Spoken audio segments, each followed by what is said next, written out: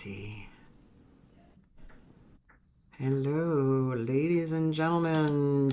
It's working.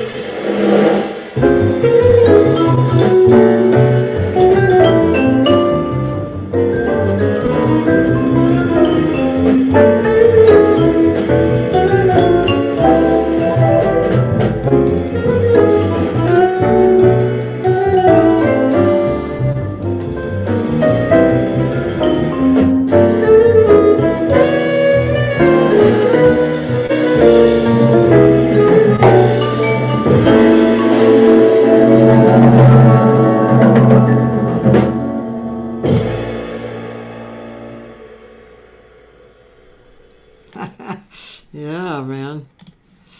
Yeah, I think we got a comment that said, dang. Dang. Hi, John. Yeah, very cool. I'm just setting myself up here a little bit. This is Jerome Gillespie, the junior. Sorry, I was looking for a number in my head. The third. It's like Some people no, say it's the not. second, or premature. Some people prematurely say the third, and I have to be like, that person does not exist right now. So Jerome is a person I don't know. For those of you who always tell me I know a million people, I do know a million people, but I don't I haven't met Jerome before, so I'm really happy to meet you and hear you play. And yeah, it's pretty exciting. And so you live in Houston, right? No, I live in New York. Oh, you do live in New I York. live, I Okay. live in New York City. I've been there on and off 2016, and I moved there for school. I went to Okay. like New School, Manhattan School of Music, left, came back, and I'm still there now. But I'm currently in Houston, Texas, Oh, visiting family. yeah. Okay. Yeah, we have a bunch of bicoastal musicians here, you know. Yeah, going back from New York, and although I think he's Mark, the drummer, Mark Juliana, Ferber, Mark Ferber. Barber. Oh, amazing. I never met him, but Oh, he's such a great player. Wow, he's really beautiful. He's very musician-like, it's like composer-like or something in his playing. It's really quite beautiful, very flexible. Yeah, but I think he lives more here now. But and then Brian Charette, the organ player, he got a place here recently, so now he's bicoastal. Do you know him? no, I never heard that name or it doesn't ring a bell. Yeah, yeah. Well, as we know, there's a million players out there. Hard, hard to keep up. God. Last week I interviewed a great drummer who lived in New York for 20 years named Ziv Ravitz. Okay, I believe I've heard that name before. See, now Yeah. he's on ECM. He's Okay. very experienced. He's always on the road with people. Great player. And he Did he lived, do a duo with Lionel Lueke at one I think point? so. Maybe? Yeah. Yes, Okay. yes. Yeah. That I've seen video clips. I think they were playing in Switzerland. Maybe they were doing duo or Yeah, something. they were Um, doing duo. Yeah, I played one of those Okay. online. Yeah. Yeah, Okay. but like I mention his name to people, and a lot of people never heard his name, but he's obviously well known, and Hmm. yeah. So, but anyway, here we are, and it's great. We're all part of the same family, and it's a beautiful thing. So, is that recording done in New York? Yeah, it was done at a studio which is owned by a drummer by the name of Charles Gould and a saxophone, excuse me, a saxophonist named Sunny Step. It's called G Step Studios. Oh, And it's in Brooklyn, in Williamsburg, I think. I don't know my Brooklyn area that well. right. But yeah, we at that time I was recording for a grant. That video in particular wasn't used. We did that like after the fact just to, you know, like let's just play without, the typical requirements that, certain grant or competitions, Yeah. whatever, would have, like, just to play. So, and funny enough, that was recorded, the video was recorded just on an iPhone. Charles Charles was just like, yeah, it's like I've been trying this new tech. He's really been getting into like, doing videos and stuff. And now he's gotten better at it, gotten actual cameras, fancy cameras now. But he just did that with the phone, and I was kind of skeptical about it because I was just like, okay, whatever. Then when he showed me, I was like, oh snap, like, and he held it with his hand, and he was just moving around, and it looked great. So yeah. Did he use the studio audio, or did he use The studio, audio? the studio audio. No, like Yeah. if that Right. was from the phone, like I would be like, dang, the Yeah. studios are really in trouble now. They've been in trouble, but now it's like, oh man, the studio industry is just done. Yeah. Pack it up. So you play great. You guys look like you're in your 30s or 40s, something like that. Is that Um, the age I'm group basically? I'm flattered, but I am 2 years short of being 30. I'm 21. Oh, okay. I am a Gen Zer Okay. by 1 year. Um, and yeah, everyone in the video, with the exception, I hope he does never sees this because now I'm about to date him. But the vibraphonist is actually the oldest member of the group. You can just leave it Yeah, at that. But yeah, yeah, like this. so late 20s, 30s, Late mostly, right? 20s. Those Yeah. guys. Yeah, Mhm. I'm sorry, I'm bad at age age guesses these days. But Who a lot of knows? people, usually think I'm older. I do get it a lot, Yeah, and mostly, especially if I'm playing with, yeah. elder musicians, they assume that. I think the largest age, the highest age I got was like, oh yeah, like you're 42. And I'm like, oh, I'm Oh no, not, I'm but I'm flattered. not. Like I'm glad you feel like I'm glad that I come off that mature for people to believe. When I do Right. turn 40, I'm going to be looking great. That is so true, man. Yeah. People will say, "Oh, I thought you were 30." You know. Yeah, it just goes that way. Yeah.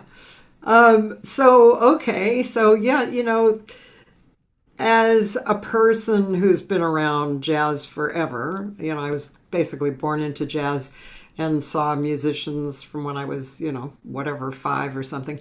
And so I've really seen so much different, how shall I say, like, I don't know the word, kind of a different moment of existence of the community and what's happening. There must be a word for that, but I have no idea what it is.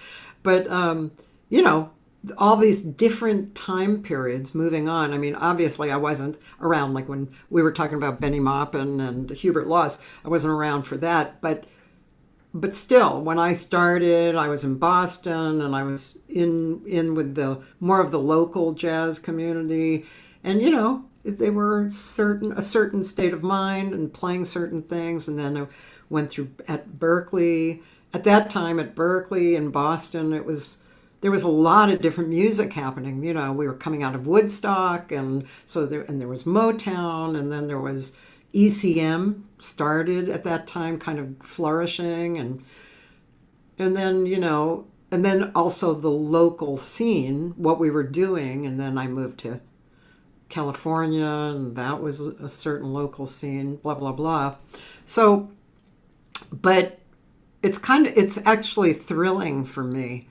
I just get off on it so much to see, you know, I'll say the younger generation, the younger generation coming up and playing so obsessively and intensely, and just it's like an explosion. I get very excited about the whole thing. So yeah. Anyway, so guys like yourself, when I see you playing and hear you playing, it's exciting. There's it's like it's almost like there's a time for you, time and I told you I didn't sleep last night, so I'm kind of babbling. But time is like, you're here playing, but the timeline is kind of endless. There's no like beginning and end. It's just forward and backward, and it's really exciting to me. Yeah, it's a labor of love, but fun to play at Yeah, all times. yeah. Did you ever? I mean, speaking of that point of view, have you? I don't know if I've asked people this before, but have you at a certain you're okay, so you're not that old, you're not that young. You've been playing for a long time, you know. Mhm. So have you ever at some point kind of looked at what you were doing and what you were involved with, and thought, I don't know, any kind of shift of perspective or kind of realization of what was going on, or impressed with something from that experience? Um, yes, yes. I have many moments of like realization moments. Some of them are not so great. Like like funny story. It's actually sad when it happened, but it's funny to me now. Like I did a gig. I was in Portugal, and I remember we had this one gig at some club in Cascais that I don't even remember the name of the place, but no one showed up. Oh, And like but no one showed up, and so I'm just sitting there. I guess they're waiting for people to come, and it was like a group. There was four people, two guys, two women, and they're speaking in Portuguese. Of course, I don't understand what they're yeah. saying, but from what I gathered, they're like, oh, like they wanted to come in and just have a drink, listen to music. And they're like, oh yeah, they told them it's $20, and then they just left, and, and then the show got canceled. So I was like in a very dark like mode, like mentally. I was just like, what the heck? I just fell into this like depression, whatever. And I'm in this full nice maroon suit, and I just walk out. I walk out. I walk on the beach, and I just sit on a rock, like, and I'm just looking at the ocean, just asking myself, what am I doing here?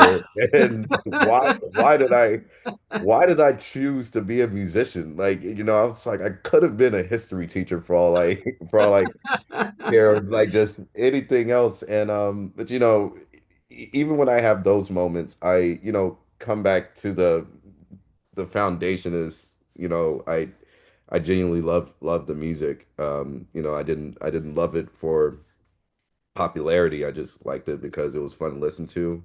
And then later on, it was, I discovered it's fun to play. And, later on, discovered, oh, wait, like I, I can have a career doing this. Wonderful. And, as they say, I think, doing what you love is, most likely going to be the hardest thing to do, primarily because you care so much, or maybe even sometimes you care too much. But yeah, and then I mean I have some good realization moments where I realize it's like, wow, this hopefully what I'm doing in years to come, people can look back and see it as some kind of a monumental thing, kind of like how we look at Kind of Blue, those Miles Davis, those guys who created that album. They had no idea what it was going to become. I think that came later. So, Yeah. hopefully that happens for me. But outside of that, I try not to think about it too much. I try to stay focused what's going on now, and, just make sure that I'm um, producing quality music for those who are listening, and, just doing whatever I can to progress um, as an artist. Good answer.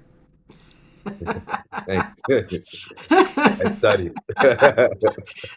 Well, yeah, I mean, I don't think a day goes by when I don't talk about this kind of stuff. I really don't, because, we're basically all kind of experiencing what you're saying. You have the good days, you have the bad days. I remember seeing a friend of mine, and I said, "You play," and I said, "Wow, you sound great." She said that it's a really good thing, because last night on my gig, I thought I was going to quit singing.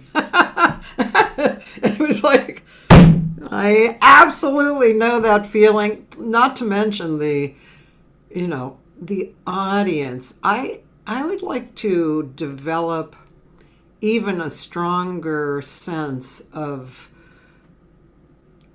not caring that there's nobody in the audience one night, but like a kind of an overall picture.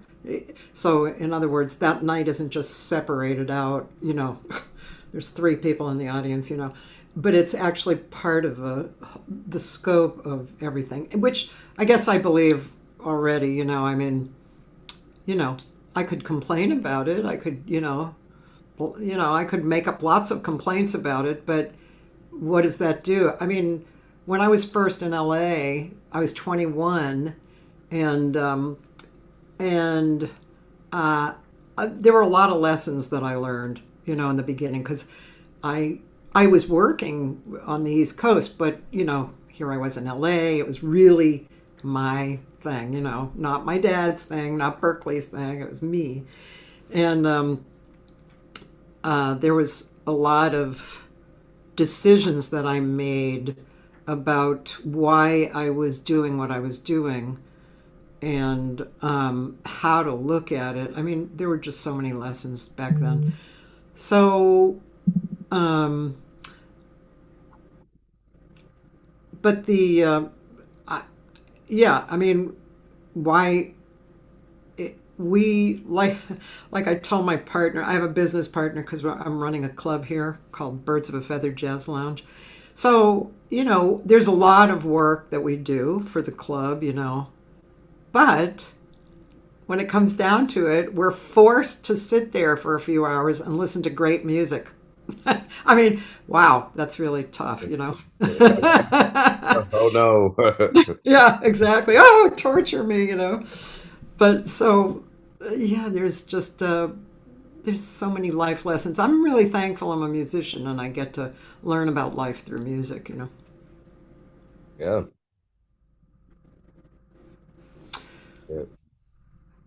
So, you went. What school did you go to in New York? The new school? Oh, well, I did go to new school for 2 years, and Okay. then I wound up transferring to the Manhattan School of Music, Oh, okay. and I went there from 2018. I graduated in 2021. Uh huh. And after that, I went and got my master's degree from the University of Iowa. Go Hawks. Um, and then after that, I came back to New York to attend Juilliard, and I did the Artist Diploma there. Wait, and how many years is this? I mean, that's This not is many years. well, it's 8 years in four different schools from 2016 to Wow. 2025, give or take. So, Well, uh, that's different, Jerome. You don't hear a lot about. I don't hear about people doing that very much at all. yeah, what was wrong with me? Well, what? Why did you? What was driving you to move around like that? Well, I mean, obviously. Well, you tell me. Well, it, trying to how can I say this and not sound I was just say like the transfers at least from New School to Manhattan it just wasn't a good fit for me at the time. Yeah. And at that particular moment, Stefan Harris um just took over the program. Oh. And I was funny enough, I what got invited to watch him record a record. I think it was called Sonic Creed. And I was just hanging, observing, and Stefan, he saw me there. He, asked about me. We got to know each other. And he first, and I thought he was like being like just humorous about it because like, yeah, let me know when you want to transfer. And I didn't think I was going to do it. But as time progressed, I was kind of like, okay, I think I should move to a different environment. And honestly, for me, it was like the best decision I've made. Not just necessarily like getting away from one environment to another, but the environment that Stefan fostered at the time, it was amazing. There was so many great drummers who like I have a great deal of respect for and admiration who I consider them to be like even better drummers or even better composers than I am, and it was just inspiring to be around. The student community, at least in the program, felt healthy. We all were like, it was really like family for me at the time. And then the pandemic happened, and I mean, I wasn't planning on getting my master's degree whatsoever. That wasn't a part of my plan. I, would have thought that work would have kept piling up in terms of gigs. And before the pandemic, it kind of was. But then the pandemic happened. I I didn't even apply to get my master's after I graduated because I thought, oh, maybe we'll open up and blah blah blah, and that didn't happen. So I was back here in Houston, and some random person called me from the University of Iowa and asked if I would like to get a master's degree, and they were like looking for a drummer to fill a TA, teacher assistant spot. So they gave me the rundown. It was like, yes, your tuition would be paid for and you get a stipend. And, I'm embarrassed. I'm embarrassed to say when this person was telling me this over the phone, I actually had to look up where Iowa is on the map. Like, it's one of those places like you heard about it. I just never really thought like it was a real place.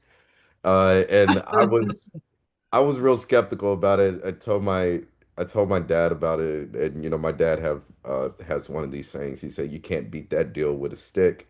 Yeah. So I was like, "Okay, I guess I'll try it out." And I did not know what to expect. So I land there. I land in the airport, Cedar Rapids Airport, and I walk out, and the airport is. I kid you not, it's like in the middle of a cornfield. I'm just looking around and I'm like, okay, it was hard to get an Uber just to get to Iowa City. I was really not feeling it the first year, coming from, big city to big and overpopulated city to rural cornfield college town. But I will say, over time, I did enjoy that experience, because it was like this level of isolation that I had to focus. I had my own office. I got to, practice 24 hours in the building. I had that type of access being a teacher assistant, and it was really helpful. I knew I wasn't going to stay in Iowa, let alone like settle down and live in Iowa. That was definitely not happening at the time. So once my second year, as I was, preparing to graduate and all that, I auditioned for Juilliard and the Herbie Hancock Institute.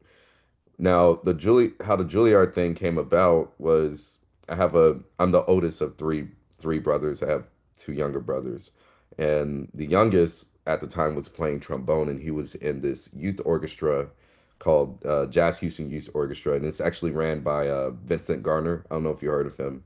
Oh, He plays trombone with Jazz and Lincoln Center Orchestra. okay. So they had a show at Dizzy's Club, and my mom was in New York. I think she was chaperoning, and she was watching the show. I wasn't in New York at the time. I was living in Iowa. And my mom called me. She was like, "Yeah, you won't believe who I sat next to." And she was sitting next to the director of the jazz program at Juilliard. And he invited me to contact him, give him a call, and we talked, and he was like, he encouraged me to audition, and I honestly, I didn't really, I wasn't really open to it at first when he urged me because I didn't really see myself going to Juilliard. I never really wanted to go to Juilliard, even when I was leaving high school. But I did it, and the audition process for Juilliard was kind of funny because it was like surprising that I made it to the final round. Even there was we had a this interview portion of the audition, and they asked me how did I feel, and I told them, I don't know how I'm supposed to feel. I was preparing to go home at this point, but here I am. So, and the Herbie Hancock audition, which it was fun. Some might say it was nerve-wracking to play in front of Herbie. Um, for whatever reason, it didn't phase me as much as I thought it would.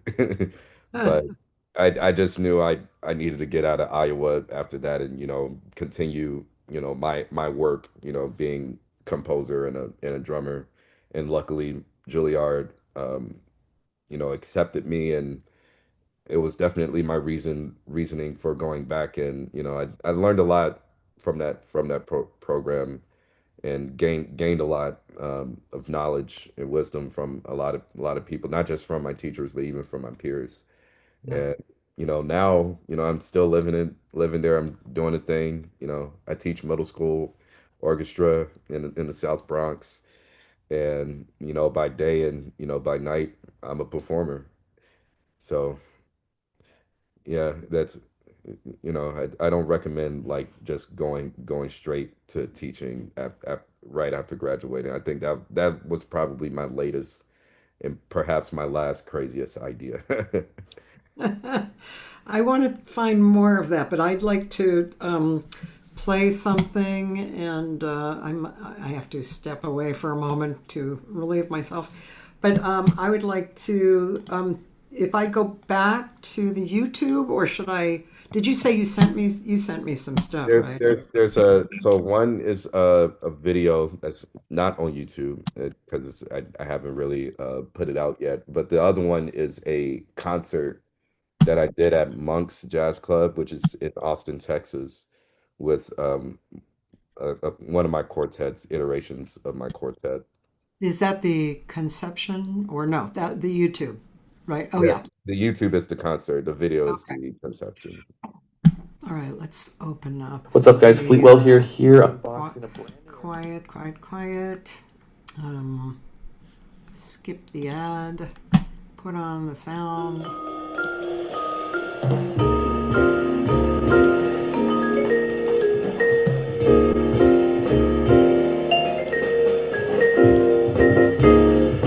I'll be right back.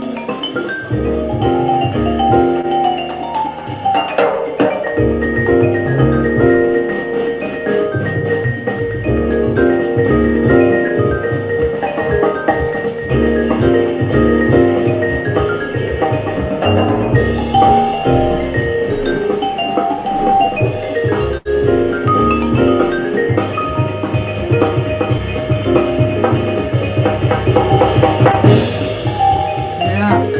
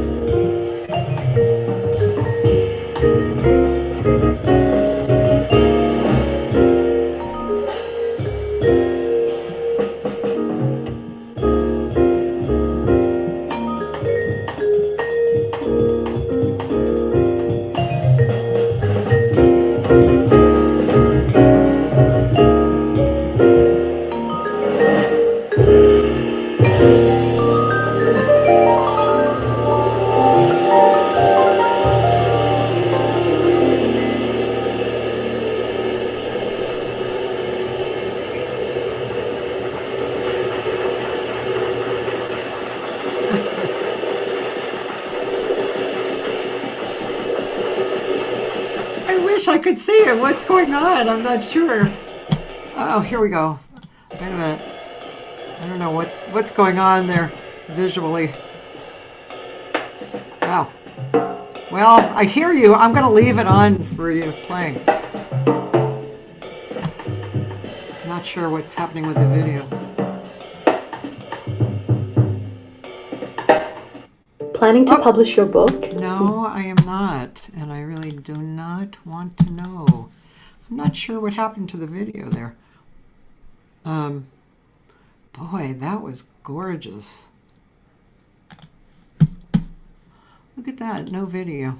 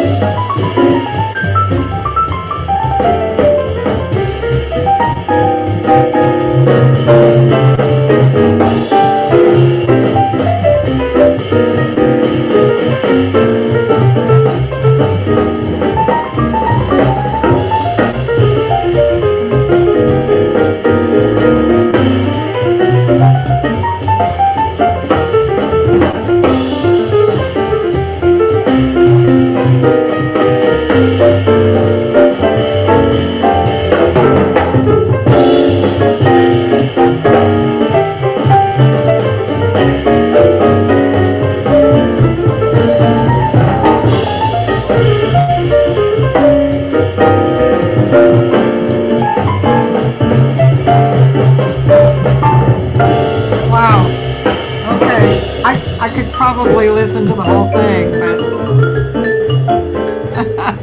I like to talk too. But wow, wow, that is so cool. And so it's Jalen Baker. Is that his name? Jalen? Jalen. Jalen. Jalen. Jalen Baker. That's a name I really don't know how to pronounce. Chad Wesselkamper, right? Yep. He's wonderful. The bassist, wow. And the pianist, I love the pianist. Daryl Levine. Wow. He is so fluid. Yeah, he's one of the OGs of the community here in Houston, Texas. It was kind of surreal to have him on that particular gig. What year was this? This was That 20 was 2023. 2023. Yeah. Yeah, so I was still living in Iowa at that time. So all those musicians on there, they all live in Houston. And I have family in Austin, so it's always nice to like have a. I was going to be in Austin anyway, but to be able to do a show there while I'm visiting my folks. But there in particular, like he's in terms of records, music, anything, like he's given me a lot. He's responsible not just for me, but even for the vibraphonist Jalen as well. So it was like getting a lesson in real time, even though it's supposed to be my gig. That really that's great. I just love the trio. It sounds so good, and your playing is just absolutely wonderful. And everybody sounded so great. Everybody's working together so beautifully, and The first was it the first song was a song I was unfamiliar with? Was that a It's composition? Mode for Joe by Cedar Walton. Oh, okay. Yeah, Yeah. it's on the Eastern Rebellion album. Like I think it's actually on the same album as like Firm Roots, for example, Okay. Bolivia, Yeah. Yeah.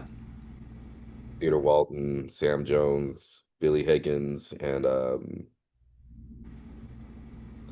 I almost want to say Clifford Jordan. Yeah. And this is where my mind is just gonna do me dirty today. Okay. I think it's That's all it's right. You don't have to be No, perfect. it's George Coleman. All right, now. Oh, okay. Okay. Now, if the jazz police want to come at me, my address is. Okay. All right. We'll get it. At least you got the drummer right. Yeah. What more do you want from me? Oh God. That's another drummer. You know, we were talking before about Benny Maupin and Hubert Laws, Mhm. and then Billy Higgins. Uh, he was, I mean, not only, gorgeous, gorgeous drummer, and one of the only guys I've ever seen like always joyful when he's playing. Like, except Christian Human is kind of like that too, because he lives here, and Mhm. seeing him is like, wow, it's reminiscent of Billy in that way. And Billy was such a community guy and he's so kind, just a wonderful, wonderful guy, and great to sing with too. I mean, it's always nice to have a great drummer who's instrumentally fabulous, and then also real great with singers as well. But anyway, yeah, Billy Higgins, he was great. Yeah, well, God, I loved that. If I lived in the same city where you were playing, you would see a lot of me. We did you need, ever did you ever come out to LA? wait, was the question, did I ever want to? Come to LA to play? I never played in LA, outside of when I did that audition. Yeah. And that was like, even then, that was like the second time I've been in LA. The first time I was a kid, and I did the touristy stuff with family vacation. But oddly enough, I've played in San Francisco a lot, like three times in my life. Black Cat, they had the club there. I played there as recently as a leader Hmm. for the first time, but the other two times I was there, it was with peers, Yeah. uh, great other who are also great band leaders themselves. Joe Block, this pianist, brilliant pianist and composer, and saxophonist by the name of Isaiah Collier. Mm-hmm. I've heard that name before. Isaiah. Isaiah Collier, yeah. So yeah, I'm looking forward to when you come to LA. I mean, there's several places that would house you well. I mean, even our little club, if we're still running, it's a very intimate. It only holds 40 people, but it's an amazing room. It's actually one of the best listening rooms in the city. It's got a great warmth sound to it, and the artists really like playing there, and the audience likes it too.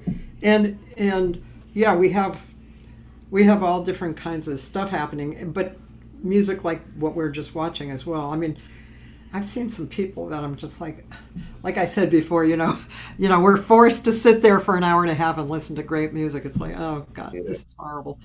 Um, my partner and I are like, ah. And but also there's the Blue Whale, which you probably heard about.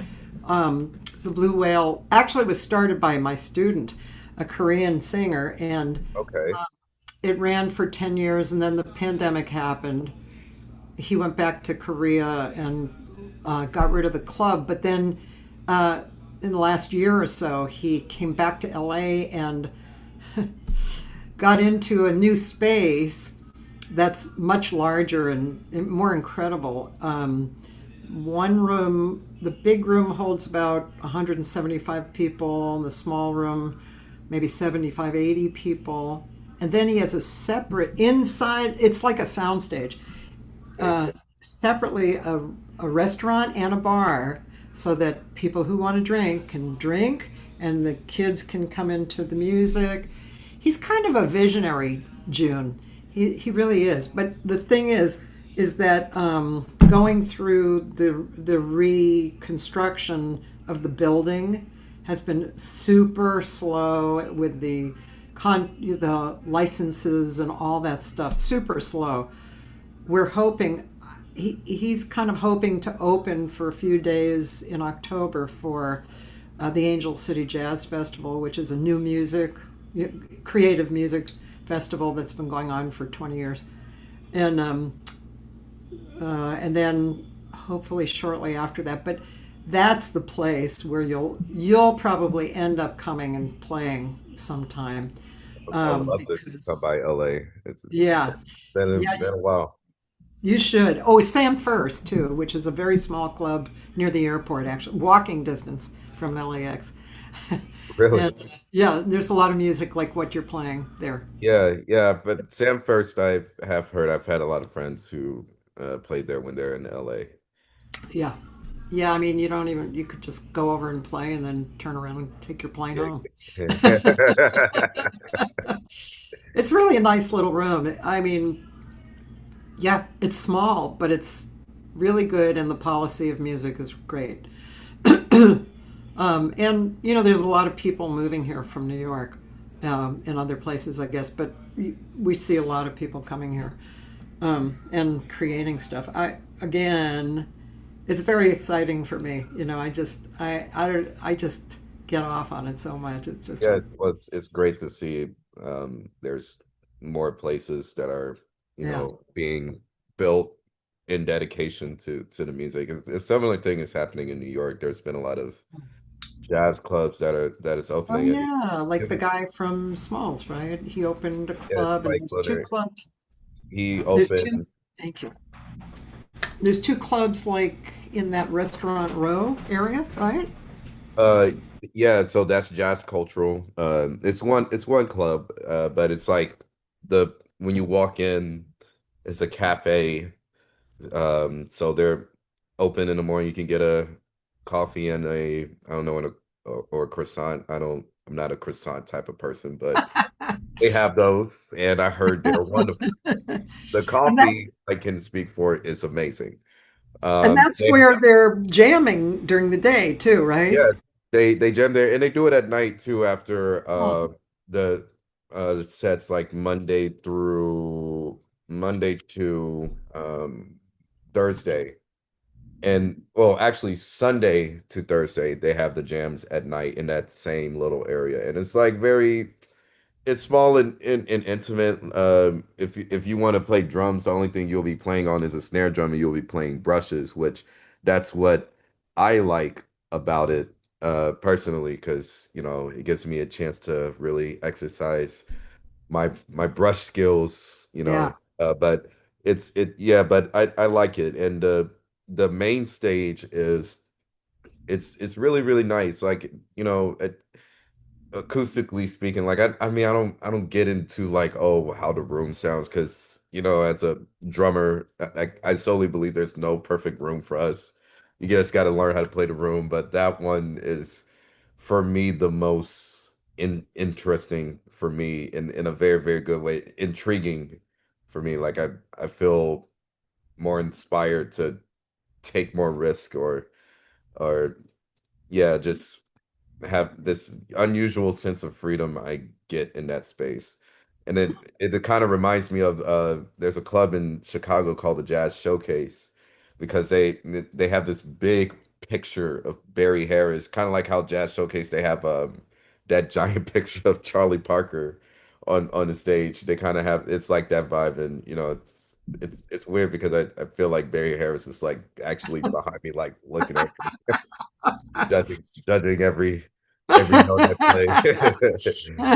But I love it. It's a place I often visit even when I'm not playing. I love Ah, space. cool. I think Spike has really does a great service for not just musicians, but as patrons who wants to experience the music in a really meaningful way. And he's kind of like he's really mastered that in my opinion. And then there's other clubs like there's There's a club, another club near there, right? yeah, like It's kind of new. on the same street, but it's like going the opposite way, more east. Um, it's called the Pocket, and they just started. I can't really recall how long they've been, but it hasn't been a year. And they've been having a lot of great shows there. The Mingus Big Band have now they're doing their residency there, Oh, which I'm really happy to see. wow. They used to be at the Jazz Standard, Yeah, residency Jazz Standard. That was a my, long time, right? yeah, for a long time. And pandemic happened, Jazz Standard closed down. Yeah. And the Mingus Big Band has been moving around, really trying to find a home, and I think they found a home in the Pocket. It must be kind of a spacious place. Um, yeah, like I mean, the stage doesn't necessarily fit a whole big band or the entire big band. It's Yeah. it's in the Pocket. It reminds me of a lot of clubs. Does remind me of Jazz Standard. It kind of has that vibe. It's underground. Like you kind of like if you don't pay attention, you kind of miss it, which is kind of what I like about it. It's kind of like you got to know. Yeah, yeah, Like yeah. you gotta be hip. Like it is a spacious club though in terms of seating. Yeah. And the one thing I like about it, there's this subtle thing that I think people, unless you work there, they don't even have a bar inside of the club. They make the drinks in the kitchen, so you don't hear like the bartender Yeah. and I mentioned that one time to the owner. And it's like, yeah, we did that on purpose, and I was kind of like, oh, that's kind of very and it's just the music, like they serve food there as well, but like I went to go see Ben and Green Trio there for two nights, and it was just I was really really amazed how they've um created the room and like how they create the atmosphere for the performance, for the experience. So I thought it was really really unique. And then there's some other clubs called like one is called Close Up, which I think has been open for about maybe 2 to 3 years. Um, and there's ornithology. They have a cafe too. It's in Brooklyn, so it's in. I'm hearing more stuff is going to open, and I think that's great. The more places we have, the better. Because as you know, I mean, LA probably is in the same boat. It's like there's this oversaturation of musicians, which it's not always a bad problem, but it's not always a good problem. As well. So, we'll have options and, more opportunities, which I look very much look forward to. Yeah, the only downside really is that then there's like a whole lot of um, gigs happening on the same night, which Yeah. kind of throws back to our comments. Forget if we were online or offline talking about this, but you know, oh, I think we were online. Like your Portugal thing. Yeah, you gig But has one person in the audience or three or something because somebody else is having a gig, and but the thing about that story, I feel like someone messed up with the marketing and no one has I taken would care of say so. Yeah, it. And I mean, New York, I don't foresee them really having that problem, given that it's New York. It's, so to many people. everybody who is not from the United States, see that like to them, New York is the United States. And Yeah, I always tell them like, please visit another region of the country. But uh, Iowa. yeah, go to Iowa exactly. See some cornfields, change your life. But like Smalls is always packed, like, and it's encouraging to see people like who go to Smalls and they're not necessarily like avid jazz listeners. Yeah. Um, They're there for the experience. yeah, like people, that's kind of like the thing with, people my age and perhaps around my age or younger. They go for the experience or the Yeah. aesthetic. Like they'd be like, oh, like we want to go to the jazz club because it's edgy. And it's not like in their musical taste is usually, I don't want to be generic, but like Taylor Swift or Drake or whatever that's considered cool these days. I really sounded like sounded like I'm against the pop world. I swear I'm not. Just I I'm not just either, but I just there is music that I prefer. But yeah. I don't listen to it myself. I make no yeah, secret of but I mean it's still a good thing, chances are, maybe they'll check it out again and you know discover what they like within the music, or the worst case scenario they learn that jazz is just not for them, and hey, all the power to you. yeah, yeah, um, yeah. I know what you mean. I mean, the one of the unfortunate things now, because I'm so busy, because we don't book every night, but we're open Tuesday through Sunday to book. So, you know, I mean, this week I think there was, or last week there was, like, let's see, one, two, three, 4 gigs this week. There's one, two, three, four, five gigs. So that means I can't go out and look like I was doing before because I was always going out. But there's places, again, it's exciting to me that come up. Like this chick, she has this club called Gigi's Jazz Club, and it's downtown. And she's young. She's probably around your age, I'm guessing.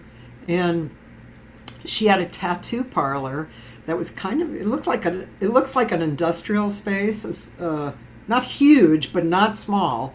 yeah. And she made, of all things, she made it into a jazz club. and and then so she has these videos, and I see people like yourself, in that kind of style of jazz, right? And they're playing there, and the crowd, it's packed. It's probably 100 people at least, and they're dancing. They're standing up and moving and dancing to like your music, like what we just heard. And when I saw that, I I don't know. I just got excited out of my brain. It was like I felt like exponentially it was like boom, growing the jazz thing. The Blue Note also opened here, which I think is a beautiful club, and we do have like a Catalina's, which has been here for 50 years, and so yeah, but the growth of smaller places, it's absolutely necessary, and I don't feel like, as a club runner, I don't feel competitive at all. We have what we have. It's a 40-seater. It's a great listening room. It's a vegan restaurant. There's not even alcohol, and so it's great. It's perfect for what it is, and people love coming there. They love it. I haven't heard anybody say I don't like it. Yeah, I think the benefit of more clubs, more music venues opening is that like I I feel like sometimes jazz kind of becomes a little bit of a monolith, or when you start talking about the different styles of jazz, where it's Yeah, like hip hop, hard bop, and all that. So one of the things that I noticed, even like at least in New York, that like for example, close up is like where you would hear more of the avant-garde or people yeah, who are into that style of music. I don't play that music often, but but I never really seen so many people who genuinely have a love for that as much as I have a love for the other things like bebop until that place opened. So it's very nice that they have they have that space. Yeah. Because when you don't have that variety, now it's in, now one club has the responsibility of platforming all these styles of music. And I never owned a club, but I could imagine the pressure that one could have to make sure that they're showing as much as a variety as they can. Every club is not supposed to have the same kind of experience, because not everyone is looking for the same kind of experience. Yeah, that would be pretty limited. Yeah. Yeah, I would enjoy, like, one thing I enjoy about New York is, when I do choose to go out, which I don't often. I'm very introverted, contrary to popular opinion. But like, say I'll go to Jazz Cultural, and maybe if I want to go down further Manhattan, I'll go to Smalls. If Smalls becomes a little bit too stimulating, then I'll just go. I go to Mesro, because I know Mesro is going to be super chill, Ah. laid back, and and there's other options that you could go there. There's a place called Cellar Dog, which used to be called Fat Cat, down the street, and they have live music, but that's where people go to play pool. It's like people Oh. playing pool and table tennis and chess, and everyone's just there to party, and it just happens to be some swinging band playing. They have like these church pews. You go there. It's like, if I want to get rowdy, I go there. Yeah, yeah, yeah. Yeah, so and they're all within the vicinity. Zinc Bar, which is like one of the Yeah, oldest clubs in New York. yeah, It's down the street in the village. So it's just nice to walk around, and obviously the quality is there, and but just the experience of being in these different spaces is unique, and I think that's a good thing. yeah, It's yeah, almost like where you want to eat today. Are you yeah, feeling American or Mexican, yeah, Italian, whatever, and you go for there. That's, same thing with the music. yeah, yeah. Yeah, that's great, isn't it? It's wonderful. It's kind of amazing how much jazz there is all over the planet. It's really I found that doing this show, and I don't know what I thought before.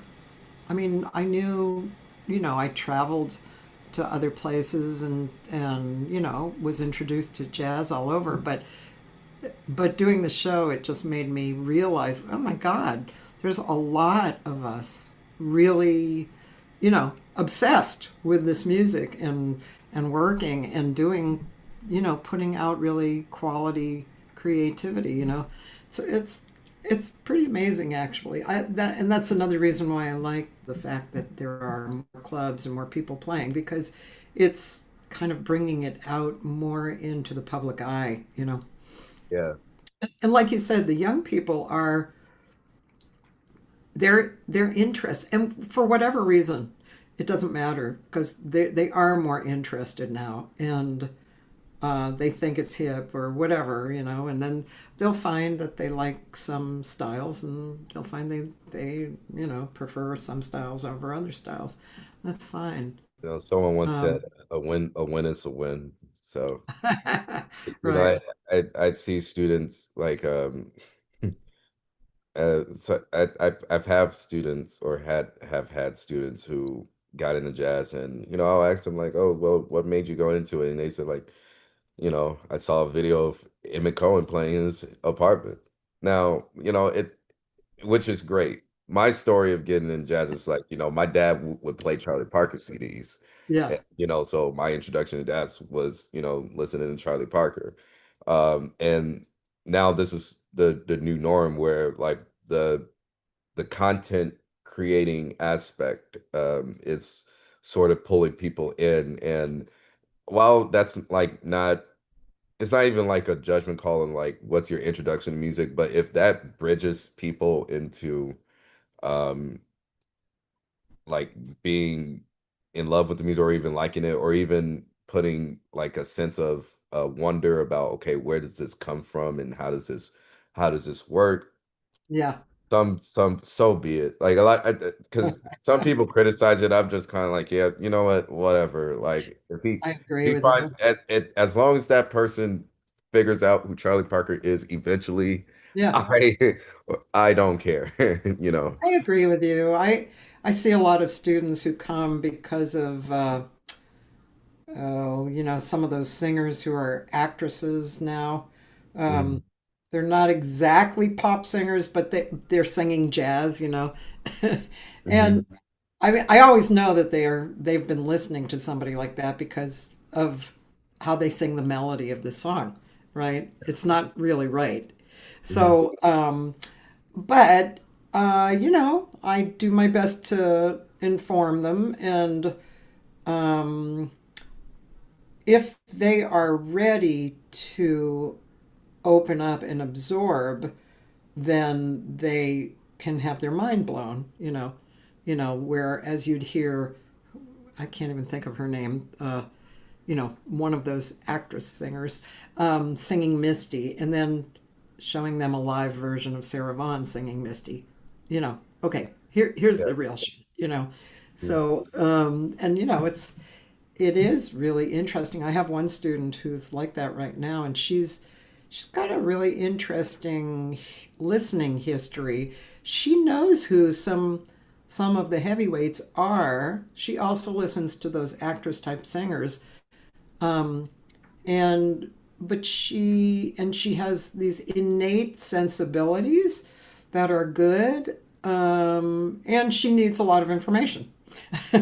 So she's a good example of a young person who is interested, who has a little bit of varied experience listening and in her awareness, and is wanting to go forward. She wants to be a jazz singer. She's taking lessons every week, and uh, so it's nice. It's good.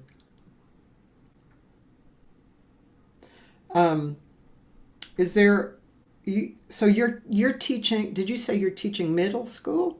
Middle school. Yeah. How do you find the students there for what you're teaching? Um, hmm. um, like you asked how I find them, like Yeah. acquire students, or No, no. How do you find how they're acting, or how, yeah, who they well, are, like relating to what you're teaching them? related, well, it's it's a hard job in a sense of,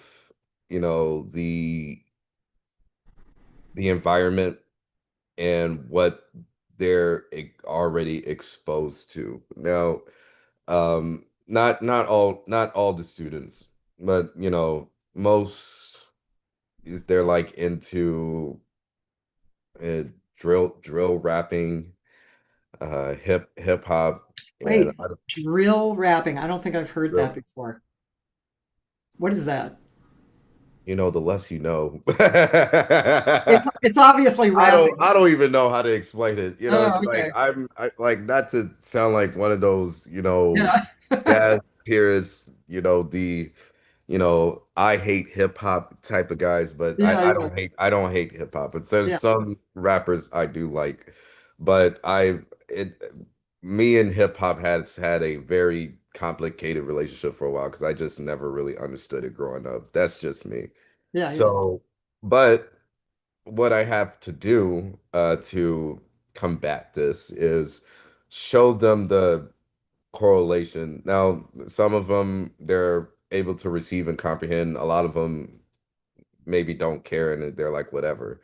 Um, but I try to tell them like, the reason why you have these uh the music that you enjoy today is because of the music of the past. So one of the days, like, I go over the history of jazz, and towards the end of the presentation, like I give them examples of like how rap artists would sample jazz music and put it to their song. Like Nas has one called "The World Is Yours," and he samples Ahmad Jamal, "I Love Music."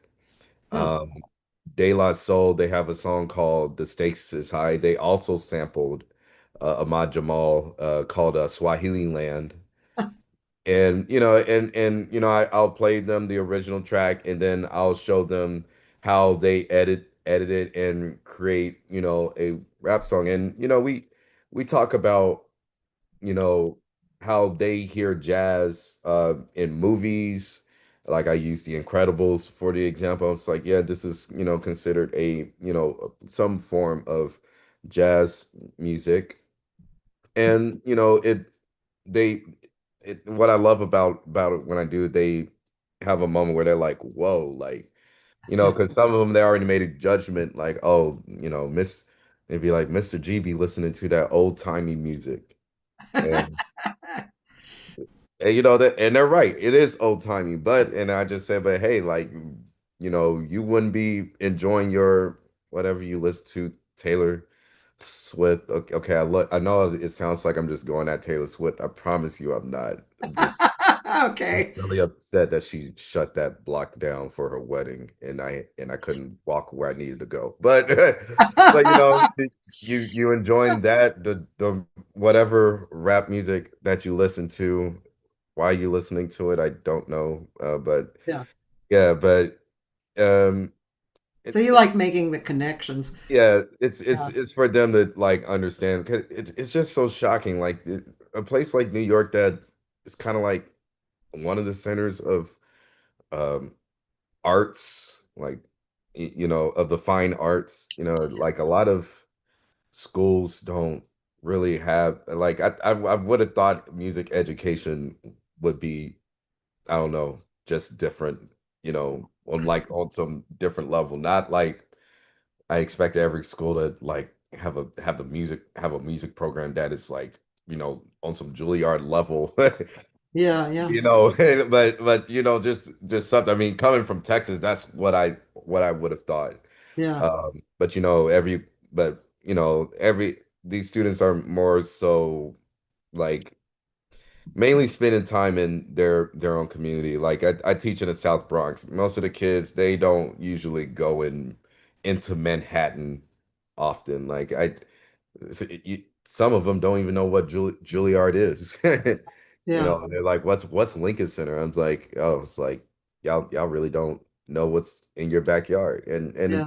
it's sad, but but it gives me that opportunity to show them, a different path when it comes to music, and opens up their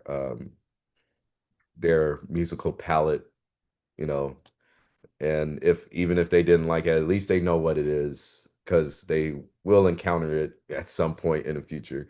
I can't imagine being at a certain age and you're listening to that type of music. That would just be very, very weird. But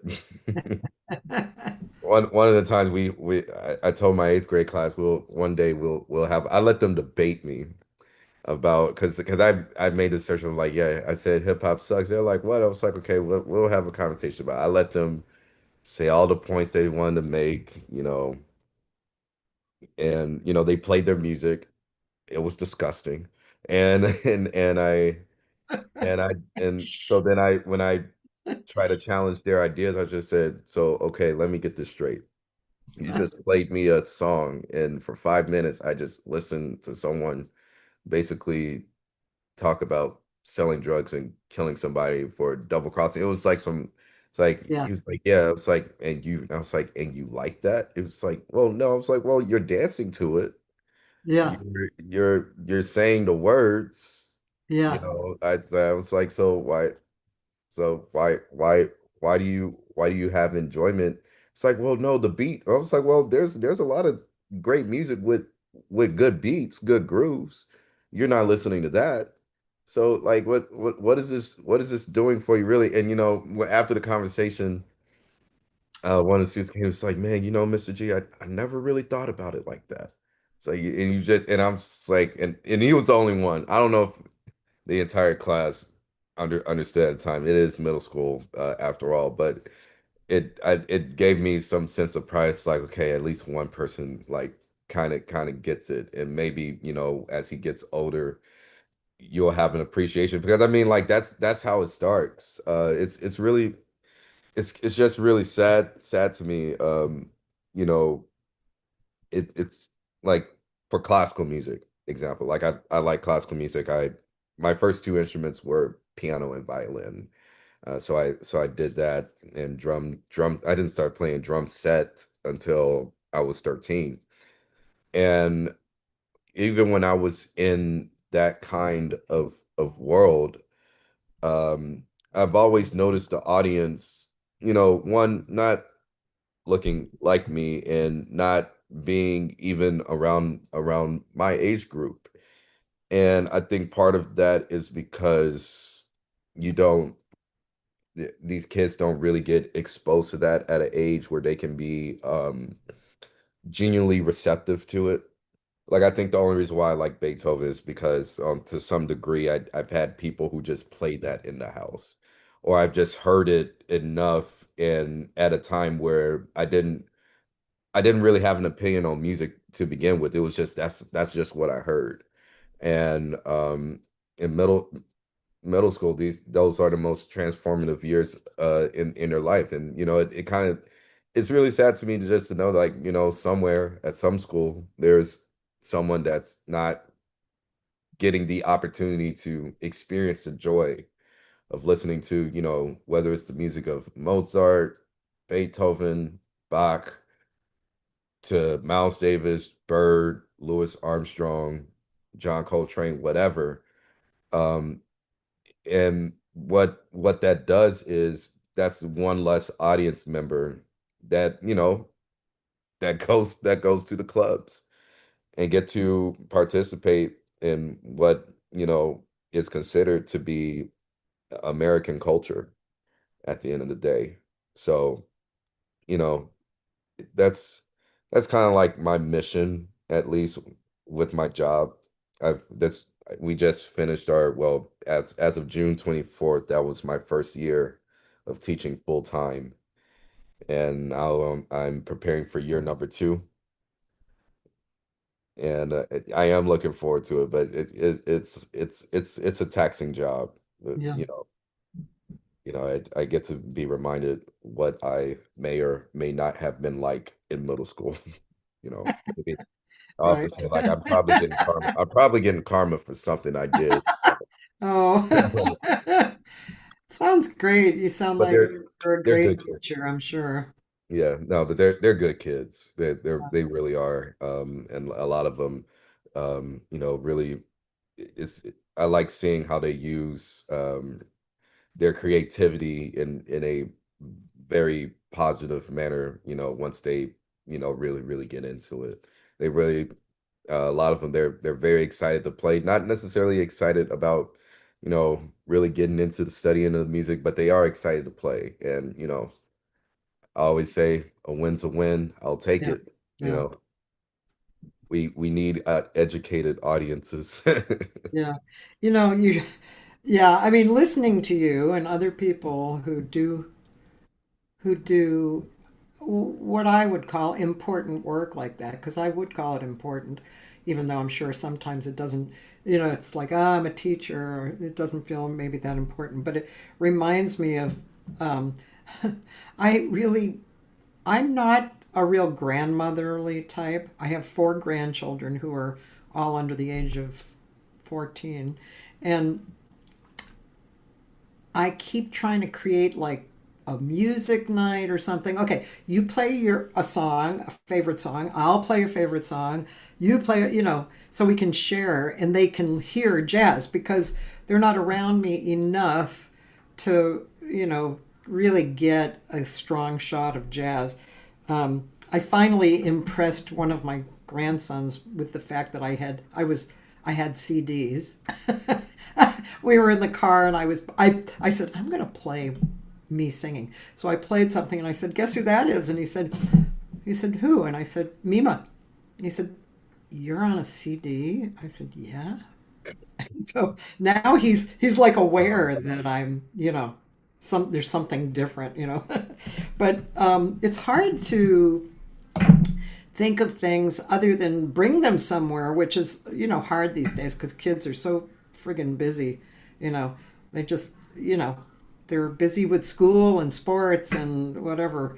So it's hard to do, and it's a little disappointing to me. I'd like to have the opportunity to play music around them so that they can really perhaps hear something that they like.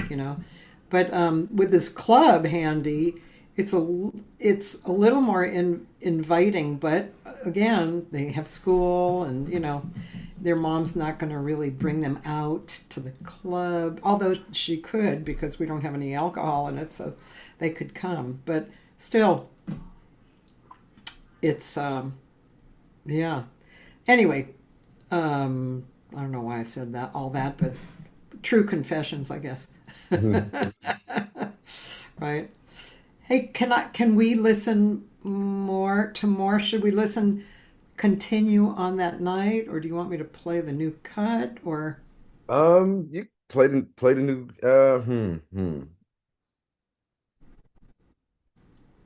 the new cut. okay. I'm looking for the new cut. Is it just audio? It's a video. Okay, cool. That's Conception, right? Hmm.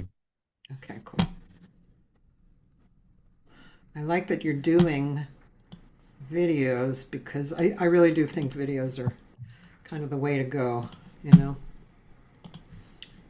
Okay, let's see. Here we go.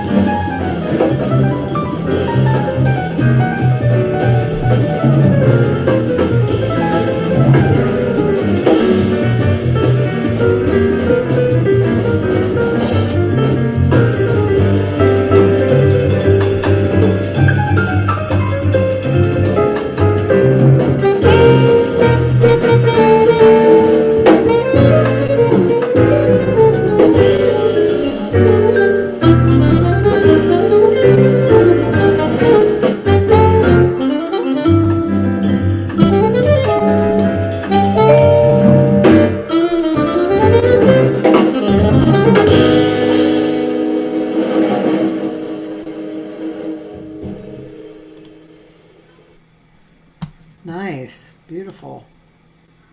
And tell us about that one. Yeah, so that's one of the that's from my debut album recording.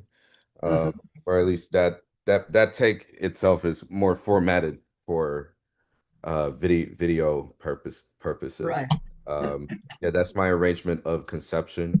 And it's actually an arrangement of a specific version of Conception. It was Miles Davis' version of Conception that he recorded, I believe, in 19 early 50s. I'm not about to have the jazz police come at me.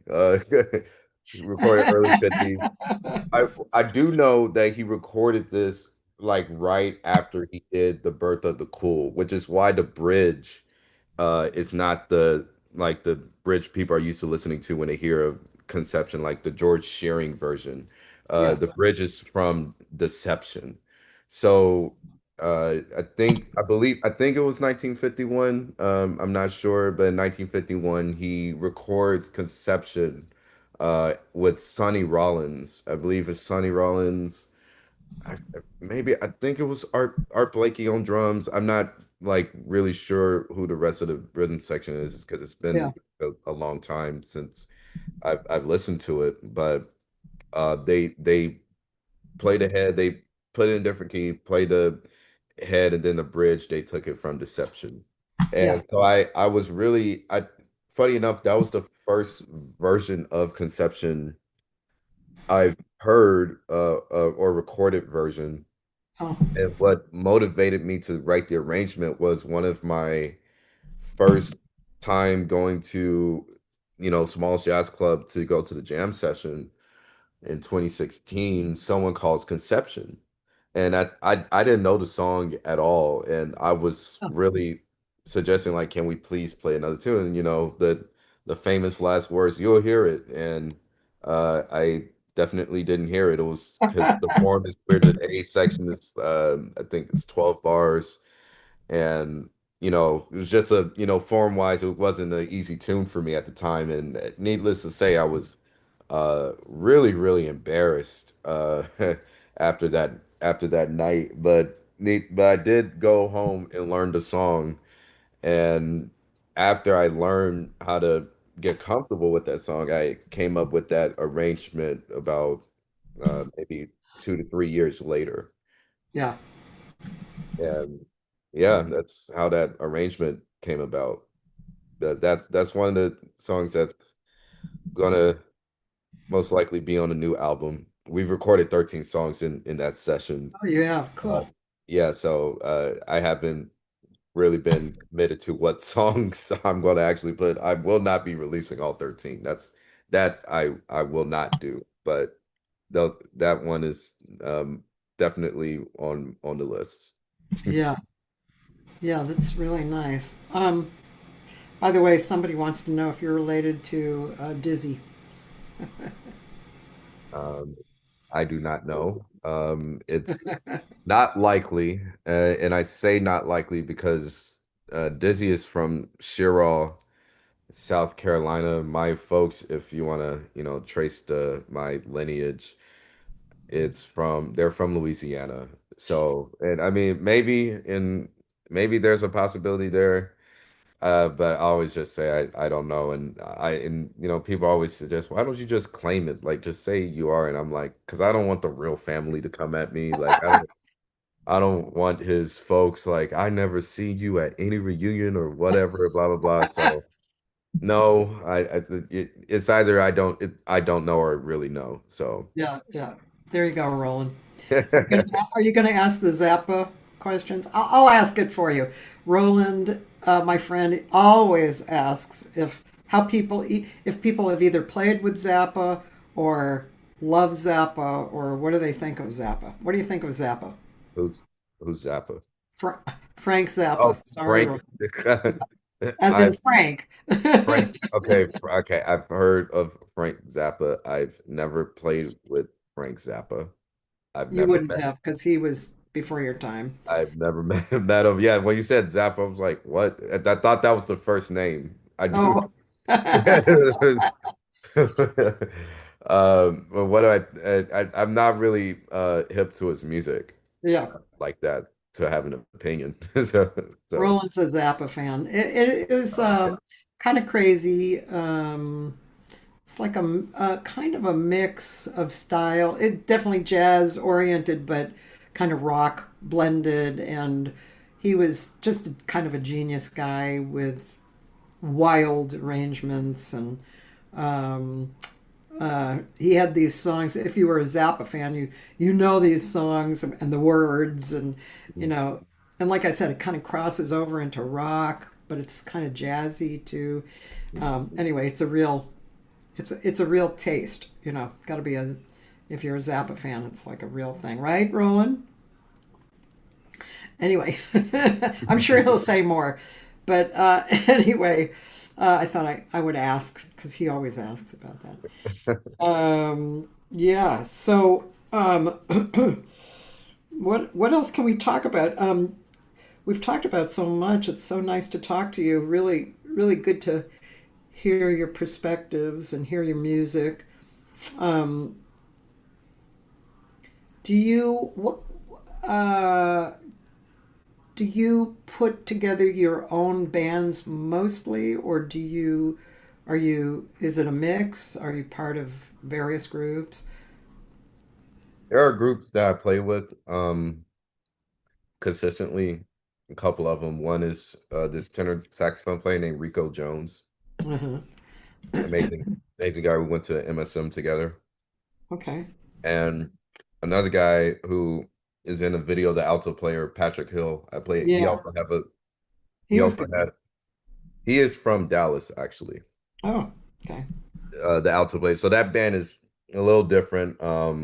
It's pretty much the same as the first video you played, and it's in the same studio actually. So that and it was filmed by the same guy. So the first Oh, one you saw okay. Yeah. with just the phone, that's what when he upgraded, got the cameras, the lights Yeah. now. Yeah. Um, and yeah, the only difference is now with that particular group now is Jalen Baker, and the reason why um I picked those guys is just mainly because I'm comfortable with them. Yeah. A lot of them has really been involved in my musical journey, particularly when I was coming back from Iowa, and sort of just getting back, on my feet. So, and Jalen in that video, he's known me. We've known each other for a long time, since I was like in elementary school. Wow. So yeah, we grew up in this music together. But Patrick Hill, the alto player, I played in his band too. Sometimes I play with in Wilfie Williams, that's the piano player. He has a trio. So it's a bit of a network. Yeah. There's not a lot of bands these days, which I kind of think is sad in a way. You mean like steady bands? Yeah, steady bands, Yeah. and I mean part of it is because it's not like you have a band. It's not like every band is getting the opportunity to tour, go on the Banger. Yeah. road, yeah, and all that. Okay. Like you're playing at a club, this club once a week. It's not a lot of people get that. That's not the norm these Yeah. days. Yeah. But I try to um loyalty is kind of a big thing for me, and more and even beyond that, I have a thing about consistency. Hmm. If I like someone, I prefer that person, I'll definitely call that person every time, and just try to get the same group sound that I feel like is a part of my identity Yeah. uh, as a leader. So, you know, but I do have like a network. It's New York, so if even if they couldn't do it, you can Yeah. definitely find a sub. Yeah. Um, but hopefully, as things progress, I get to call the same people and grow with the same people. Yeah. And Yeah. I've had a privilege of doing it at least with Patrick and with Rico. They both work con constantly a lot as leaders in their own right. Uh-huh. And it's very amazing when, when you're playing original music and you can just get to a point where, at least for me, I don't have to look at the music because it's like we've been playing this and Yeah, developing it. So now we're just trying to create and expand upon yeah, the music beyond the page. yeah.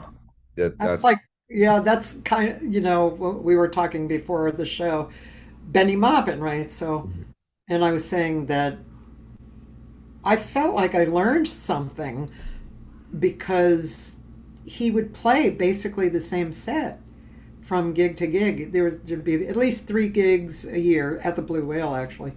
And I learned that there was nothing wrong with that because I don't know, over the years of my own singing, I always try and change up, or I just feel like playing something different, or and then I have a few different kind of styles of things. I sing standards, but I like modern and space, using space, and then I write originals, and within that, there's like these different things too.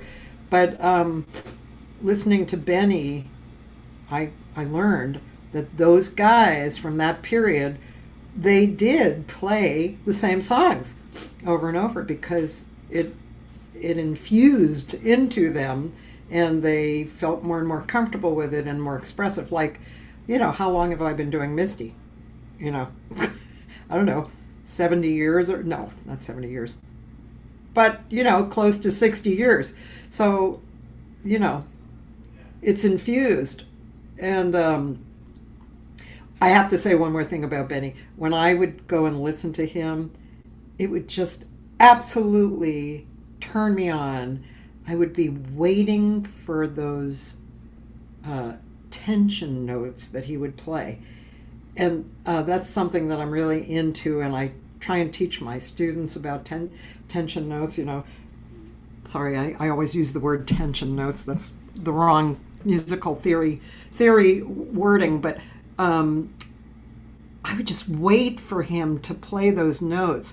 He would play those notes, and his intonation was perfect, and the relationship of what was going on, it was heavenly to hear that.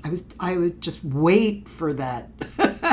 And then he would play those notes and then move off of them. And oh my God, it was great.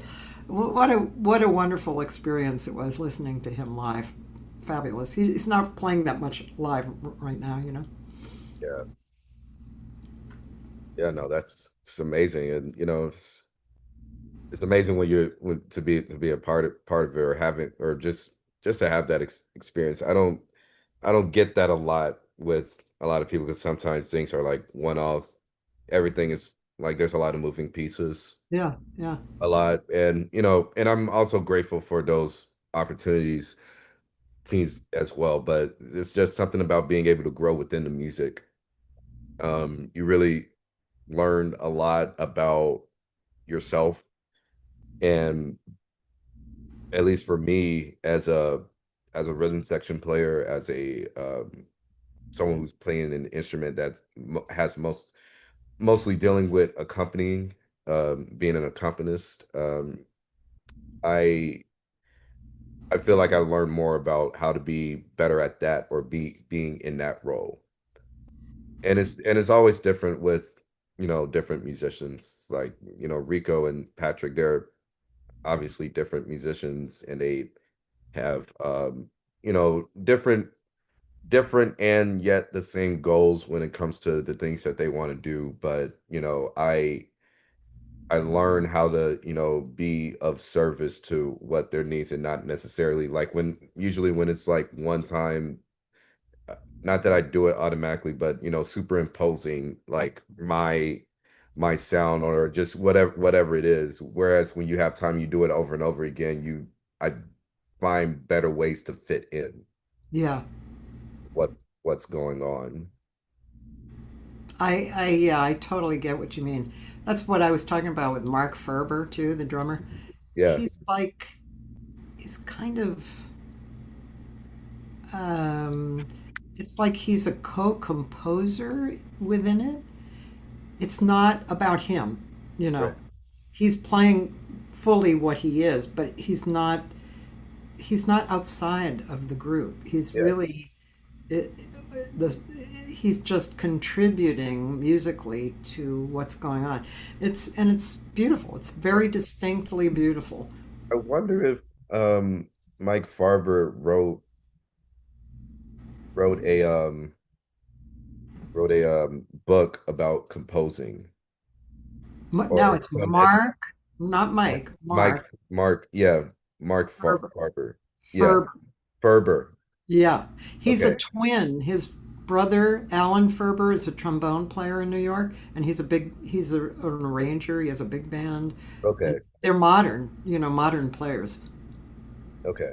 and they're in their Yeah. me in ages, but I think they're in their 40s There probably. was there was a drummer who had like, some, not that he wrote a book or anything, but it was Yeah. like stuff relating to composition, Oh, which I don't know. I'll have to actually, ask him. yeah, which actually influenced me in some way. I learned about that when taking a composition class in Manhattan at Manhattan School of Music. Do you Um, write a lot now?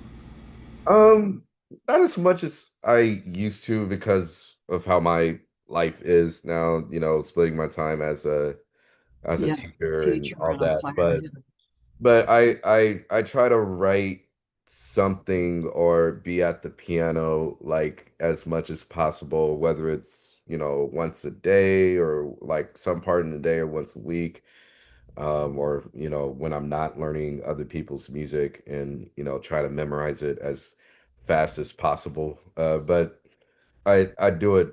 I do it often, and it's a longer process for me as a drummer because I'm not writing like the benefit that other people have is like if you're a piano player or if you're a saxophonist, whatever, you can write from your instrument.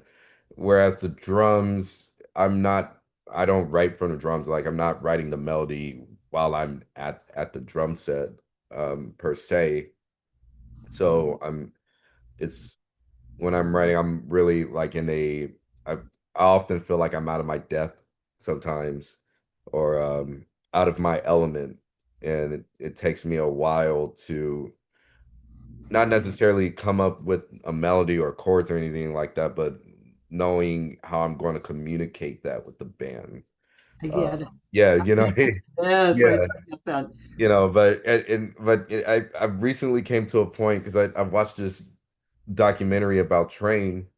And Reggie Workman, he talks about in this documentary how when he first joined the band, he had so many questions for Coltrane about his music. And Coltrane told him, according to Reggie, he told him, "Look, I'm still trying to learn how to play the saxophone. Please do not have me tell you how to play the bass." And and I was just kind of like, I might have to use that. Like because I used to feel bad about like because my band will always say like my chord changes is wild like what I write because I literally look at the piano and I'm writing down what Yeah, I, what I'm looking at and it's a lot of slash chords I so get it. Yeah, they were like, why didn't you write such? And I was like, look, I'm sorry. Like, I didn't yeah, know what right. else to say. I just know I want this sound, Yeah, and yeah, I'm literally telling you to just play that. If but I do meet my bandmates are very gracious to you know educate me in terms of how to better yes, relate the message because funny enough, sometimes that, someone else have the opposite problem. Like, someone write a tune, and it's but then too much. no, it's not even too much. It's like they put in like they have like, very syncopated rhythms, things that go over the bar line, hemiolas, and Yeah, yeah, sometimes because of that, they put the tune in odd meters when they don't have to. I right. see that like in a lot of people like they'll put a bar of three, then there's a bar of four, then there's a bar of Yeah, five, then yeah, there's another bar of four, then you're like looking at the rhythm, and I'm like, and I'm hearing what the bass player is playing, and it's like a constant chord, and I'm saying to myself, and I'm looking at it, and I'm like, wait a minute, 3 plus 4 is 7 plus 5 is 12 plus 4 is 6. I'm like, you could have wrote that in four. Yeah, yeah, yeah, you yeah. know and but they don't realize that, because that is, once again, that is like an element that they don't necessarily have to deal with in the same way as a drummer having to deal with rhythm, because rhythm is all we deal with. Yeah. So it's in my band, and in all the bands that I've had the joy to play, it's a nice exchange. It's I kind of look at these learning moments, like when, especially when it comes to learning new music that we don't have references for as of yet, because they're new and they're, developing in real time. We get a good look at each other, and we under like I felt like when I started composing, I started to understand not just my role, but every everybody else role, because you have to be specific about that. And sometimes I leave it up to everyone's discretion, then sometimes I have to be like, look, I definitely need this. And every time I write a new song, it's really a new lesson for me. My Someone always say your mind is always ahead of your body, and a lot of the songs I've been writing in recent years is like stuff I can't play. And it's fascinating for me, and then I get it together, and then I get to watch my bandmates struggle.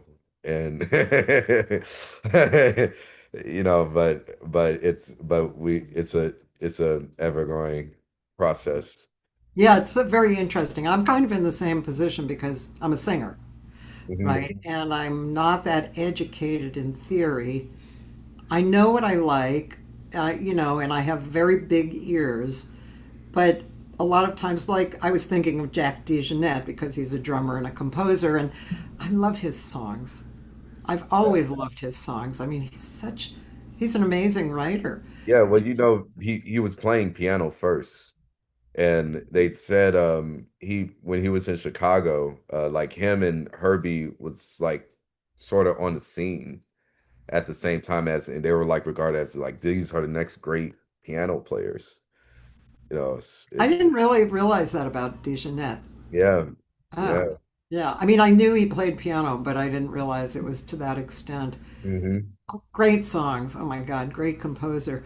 But I'm similar in the fact that what I write can be expanded by the band and made fabulous, and then I can maybe give direction and stuff. But you know I'm hearing this one DeJohnette song in my mind. I don't know the name of it, but da da da da da. You know. Anyway, but some, I don't know. It's an interesting process getting into composing, and giving it to the band and having it expand and become something interesting, and being open for changing it too. Um, Over the years, I've changed a lot of because I know so many standards. Over the years, hundreds and hundreds, and I do like I have a steady gig, and I don't want to just do the same thing over and over again. So I change styles, and I'm open to hearing different harmonies and all that kind of tempos. But yeah, there's a lot of composition is really an interesting road to travel on. I don't want to take up any more of your time. It's been 2 hours, and thank you, Jerome. It's been so enjoyable to talk to you. Um, can't tell you. It's just really nice. It's just you're so warm and bright, and um, you know interested in the right things for me. Thank you so much. I really appreciate your time. Thank you for having me, and hopefully in the near future I can check out Birds of a Feather. I hope so. That would be so awesome. If you ever want to, you know, put a date out there and come, you know, it's a small room, but that's cool. You know, fills up pretty easily. So thank you so much. I hope you have a great day, and I hope your students appreciate you. Well, they'll appreciate it eventually. They either appreciate me now, or if they get older, they be like, "Oh man." Yeah, years later, they'll say, "Yeah, I had a middle school jazz teacher, Mr. G. He was really cool." Yes, indeed. Well, thank you for having me. I'm really honored to be here. Appreciate it. Thank you so much. Sure. All right, take care and bye, everybody. And well, you know what? When you can hit leave, and I'm going to just tell the LA people about what's happening in LA the rest of this week. Y'all take care. Thanks, Jerome. Jerome Gillespie, Jr. Wow. He's only 28. He's so mature and amazing player. Really, really great. I want to continue listening to that live show that he was doing. I just wanted to mention that first and foremost, I have a gig on Saturday night at Birds of a Feather Jazz Lounge, which is the club that I run and sponsoring this noontime hang. Saturday night, it starts a little early, 6:30 instead of 7. 6:30 to 8:30, and a singer from Seattle, Eugenie Jones, is coming down to join me. We're using a great trio. It's Otmaro Ruiz, Edwin Livingston, and Kevin Van Den Elzen. And we're going to do some songs that you recognize and also some originals. And it's going to be really nice. Eugenie is a doll. I really like her a lot. We're celebrating International Girlfriend's Day on Saturday, but it doesn't mean you men can't come either. Anyway, if you want a ticket for 50% off, contact me and I will give it to you in this special moment. Let's see. And anyway, there's other days happening. Wednesday is sold out with Berkeley the Artist. Thursday is not sold out, and it's a fabulous, fabulous trio. Max Hamer, who used to work around LA a lot, but then he went on the road with Jane Monheit and I think Arturo Sandoval. I think that's who he's been playing with too. He's really a great player, and the trio is burning. That's Thursday night. And then Friday night, a wonderful jazz bass player named Max Girl. And that's going to be a real high-level jazz thing too. Then Cathy and Eugenie. And then Sunday, 12:30 to 2 is Miho Kiddo, who's a community great jazz singer. She's actually a cancer nurse, and she loves standards, and she's a good singer. She sings standards and bossa nova. And also, so that's what's happening. And then actually on Monday, next Monday, I'm interviewing Berkeley, the artist. It's too bad it wasn't the other way around, like I interviewed him and then he played, but that's what's happening. And he's a wonderful person. Very interesting. He has an interesting history as well. So I'm enjoying all this. I just keep going. I think I'm booked for the noontime hangs into September. So hope you contact me. Come to the Birds of a Feather Jazz Lounge if you're in LA. And usually Saturdays I'm down in Santa Monica. You can find that on my website at 12 to 3 at a place called Brightside California Kitchen. So adios. Have a great day.